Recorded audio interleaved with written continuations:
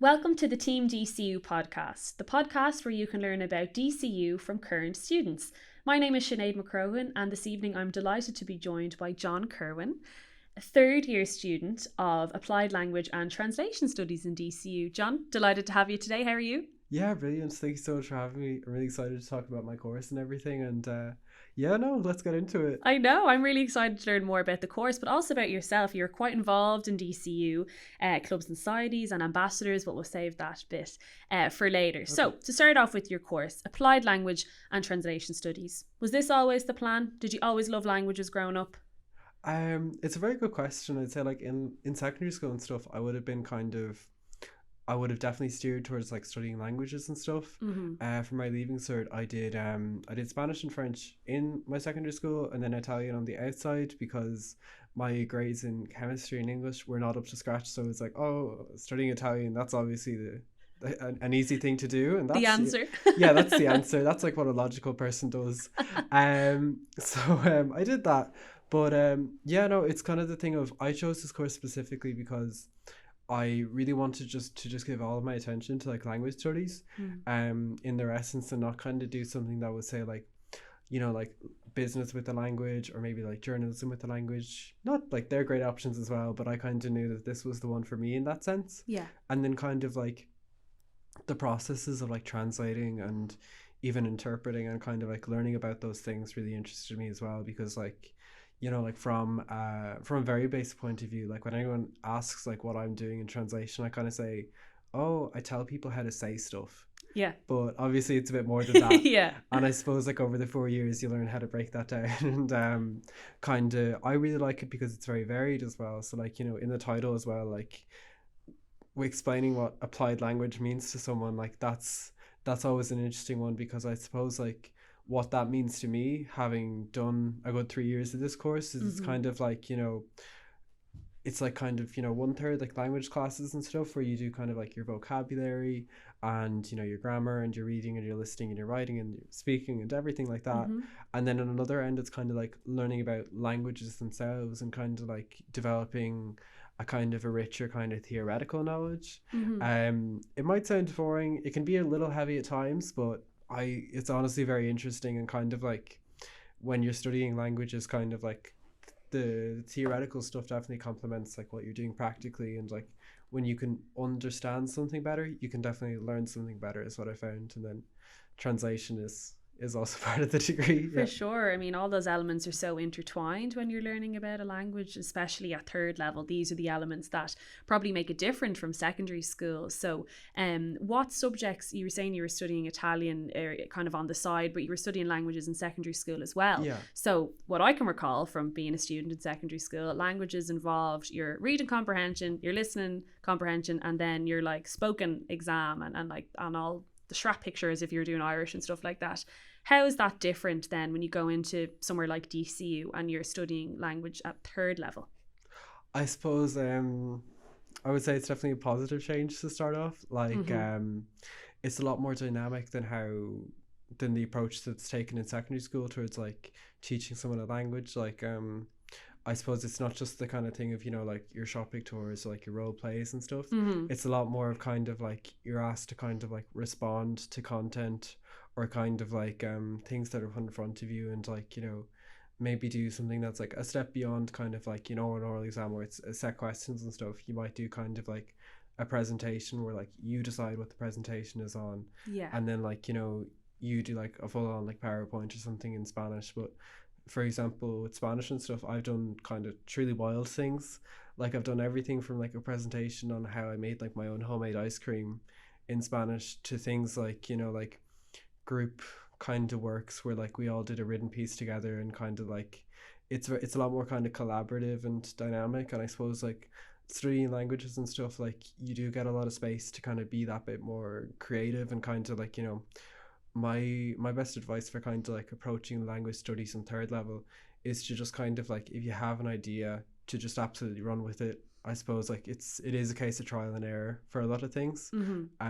But a good effort will translate into good results, I guess. Absolutely. So in DCU, we offer French, German, Spanish, Chinese, and Japanese as the various languages that we run, and you can choose to do Chinese and Japanese from beginner's level. So you, I believe, John, took Japanese from beginner's level when you came into DCU. What was that like?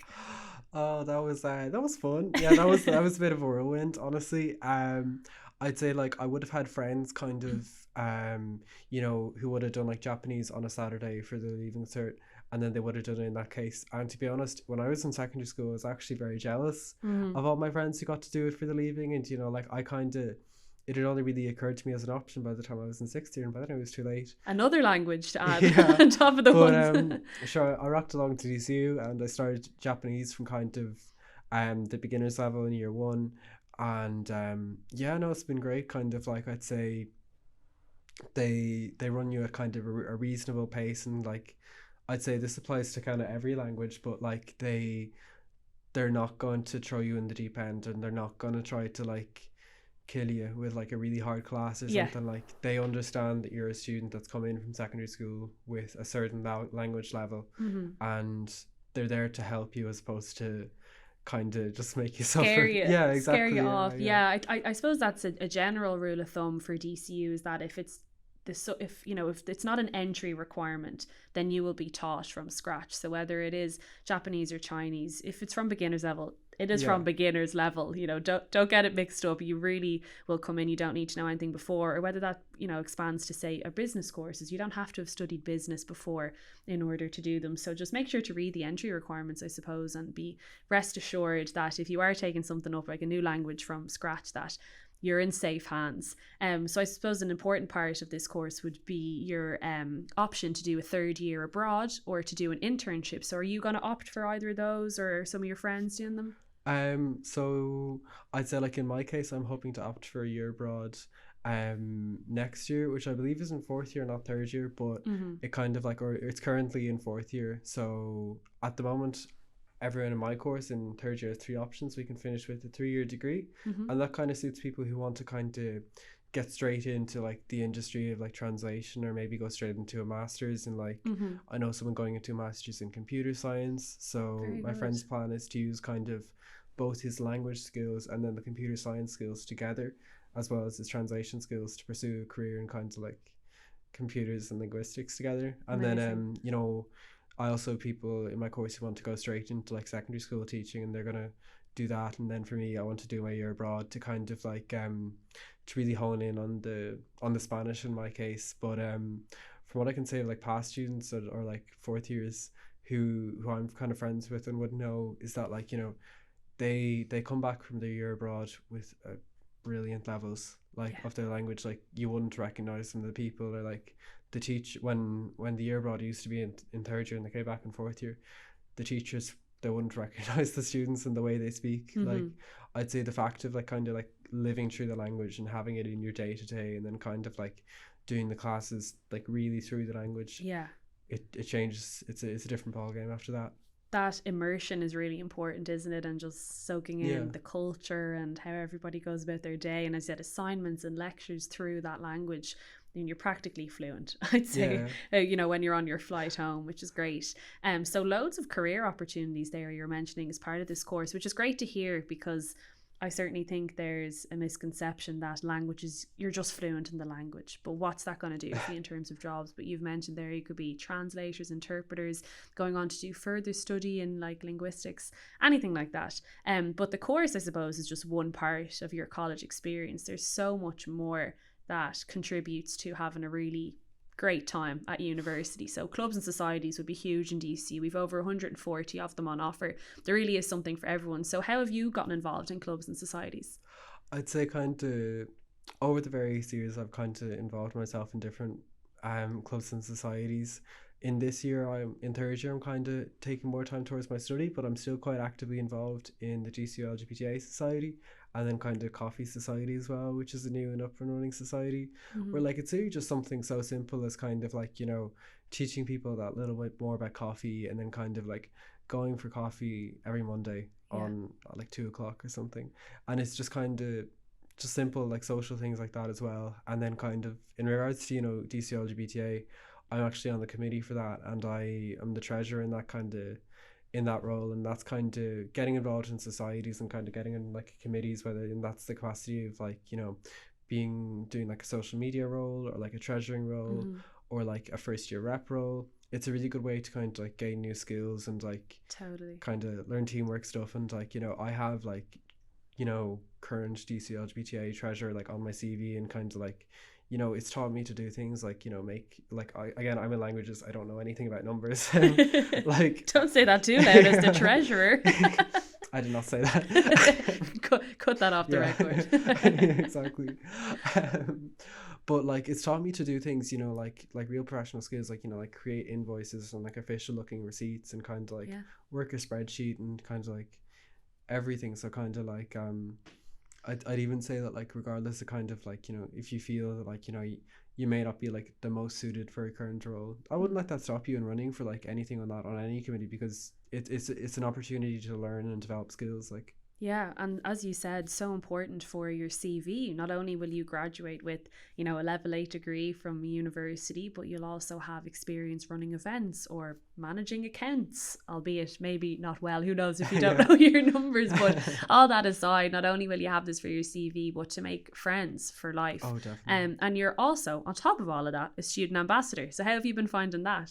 Oh, that's been brilliant, honestly. Like, I'd say with the student ambassador, I'd say that's a very good kind of work opportunity for any second, third, or fourth year in DCU, where you get to kind of do like a lot of very varied work across the board, from everything from like working opening days to working in accommodation to working online and doing kind of impressive online work. Like, it's a really good kind of career building thing as well, and you get to kind of meet prospective students and get to, you know, share your experiences with them and stuff. So like, anytime I get a student or like a potential language student come up to me, or somebody who's like, you know, interested in like, say, like French or the Leaving Cert, I'm always just delighted to hear that. And it's always just great to see kind of their passion towards the course, and to kind of like, you know, give them the 212 on like studying languages and like on applied language and translation in my case. Yeah. And kind of just to run them through things, because like I'd say it's the same with any course where like students kind of come in and they have like a certain expectation or a certain kind of idea of how things are going to go down, but in reality it's usually not half as bad as they think, exactly, or half as difficult as they think things are going to be. And on the outside looking in, college looks so different to maybe what you'll actually experience. So I'd say even as a current ambassador, you probably would recommend that students just talk to current students. You know, if you're in 5th or 6th year at the minute, or you're entering from a QQI, FETAC course, maybe you're a mature student, chat to current students on the course, because they're the ones who know exactly, as you said, the 212, you know exactly what's going down. We're delighted that we have you for another 2 years as an ambassador. John, you've been fantastic so far, and we can't wait to work with you for the next couple of years and to continue seeing how you provide students with such great knowledge. So just as we close off today's episode, do you have any advice for incoming students or prospective students to DCU? I'd say kind of advice in terms of like surviving and thriving in the college experience more so would be just kind of like to not compare yourself too much to your classmates and that kind of thing. Like, I think it's really important to kind of like just be, you know, focusing on your own progress and kind of like, you know, focusing on how you're doing, and say like, you know, if someone beside you is like has already started an assignment and stuff like 17 weeks in advance or something mad like that, that has kind of nothing to do with you, and to kind of like to always just be able to kind of like, you know, level yourself and realize that, you know, in a lot of cases you're never as behind that you think you are, kind of like I'd say especially, you know, like at any point if you feel that things aren't going well, there's always someone who can kind of like help you out if you're in a bit of a rut, or kind of like, you know, help you get through a difficulty and stuff. And I'd say DCU is definitely great for kind of like giving practical supports to their students regardless of like the nature of the difficulty. Thank you, John. It's a great nod there to whether it's speaking to your lecturer, to peers, but also the Student Support and Development Service in DCU is a place where students can go to seek help, whether it's free counselling service or financial advice, health centre, anything like that. You know, we care about you here in DCU, genuinely, and we want you to thrive. John, thank you so much for the insight on your course, but also your own experience and how you found DCU. Delighted to hear you've had such a great time, and I wish you the best for the next couple of years. If you'd like to ask us anything about the podcast, or indeed any question about DCU, you can contact us at studenthelp at dcu.ie, or John, I believe, is also on UniBuddy. So if you'd like to chat to John about their time in DCU, how you've enjoyed it, clubs, socks, hours, assignments, anything like that, John would be available there to chat on UniBuddy. So thank you for coming in today, and we'll see you guys soon.